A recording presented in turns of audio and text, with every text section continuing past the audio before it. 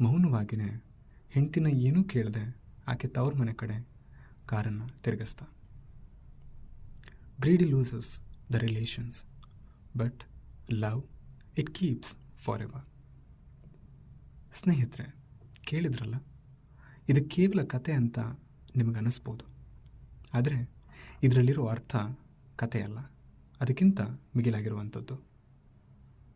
ಮನುಷ್ಯ ತನ್ನ ಅಹಂಕಾರಕ್ಕೆ ಬೆಲೆ ಕೊಟ್ಟು ವ್ಯಕ್ತಿಯ ನಡುವೆ ಇರೋ ಸಂಬಂಧಕ್ಕೆ ಬೆಲೆ ಕೊಡದೆ ಯಾವುದೋ ಸಂದರ್ಭಗಳಿಗೆ ಬೆಲೆ ಕೊಡ್ತಾನೆ. ಹಾಗೆ ಸ್ವಾಭಿಮಾನ ಇರೋನು ವ್ಯಕ್ತಿಯ ನಡುವಿನ ಸಂದರ್ಭಕ್ಕಿಂತ ಸಂಬಂಧಕ್ಕೆ ಬೆಲೆ ಕೊಡ್ತಾನೆ. ಇದೇ ನಿಜವಾದ ವ್ಯತ್ಯಾಸ ಅಹಂಕಾರಿಗೆ ಮತ್ತು ಸ್ವಾಭಿಮಾನಿಗೆ. ನಾನು ಎಲ್ಲರಲ್ಲೂ ಕೇಳೋದಿಷ್ಟೇ,